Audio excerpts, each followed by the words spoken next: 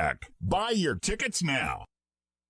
Okay, always on Fridays, that means a visit from Melissa Lale at the Chattanooga Market. She's been here every week since the market opened pretty much, but I'm excited about this weekend. This is fun. Yeah, this is one of those that we've been, looking forward to all year.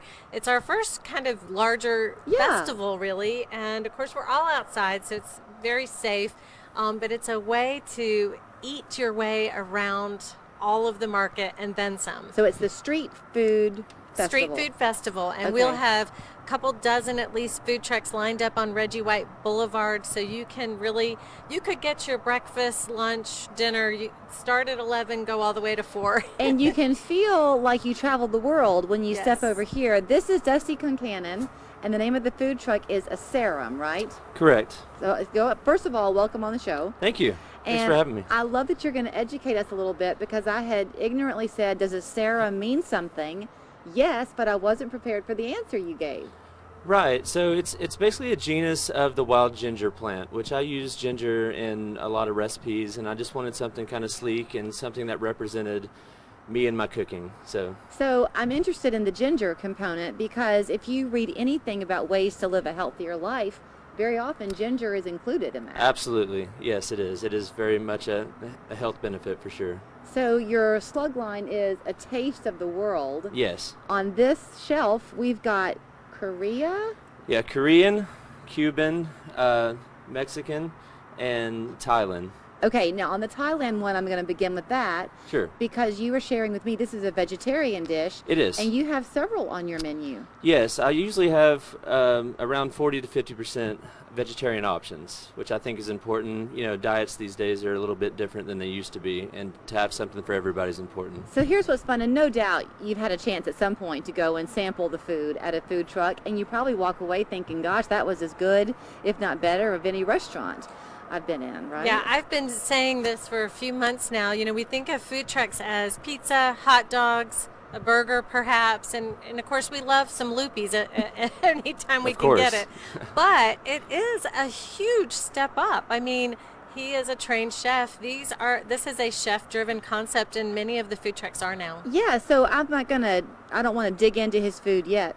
And mess it all up, but this is a true labor of love. I mean, like on the Cuban, for example, the pork was cooking for how long? 20 hours.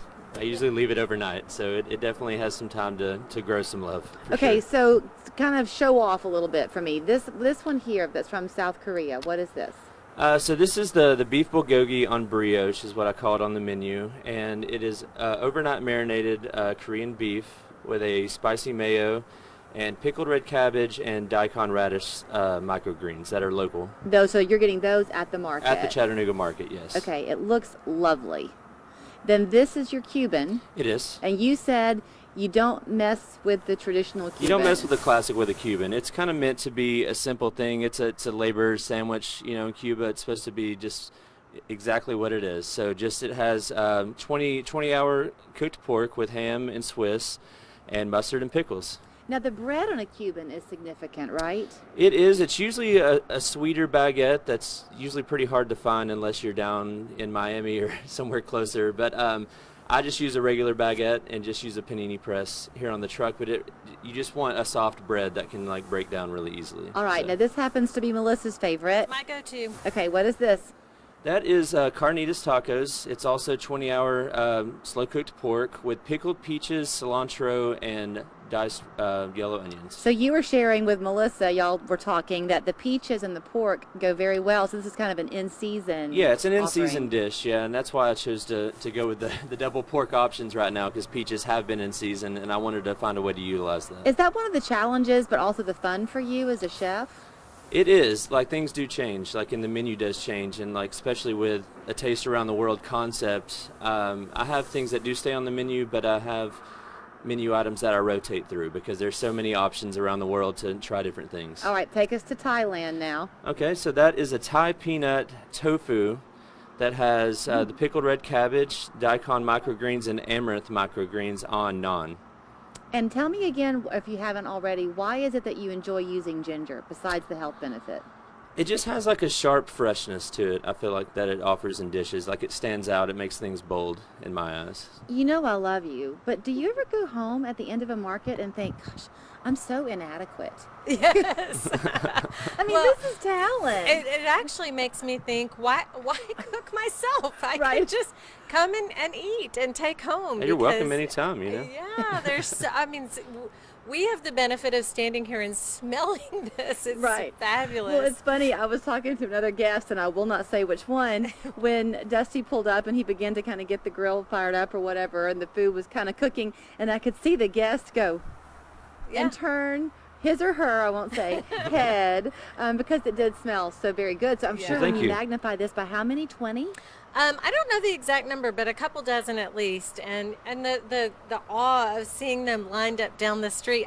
Is this your first street food festival? It is. Yeah. We have so many new food trucks.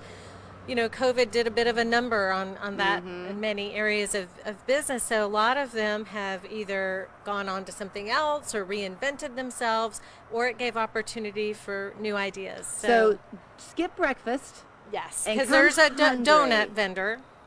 Yeah, Fro Daddy Donuts. So, I mean, we've got everything. Wear elastic pants.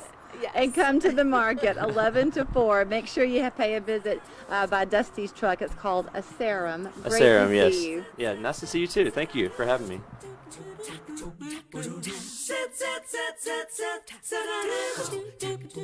Take the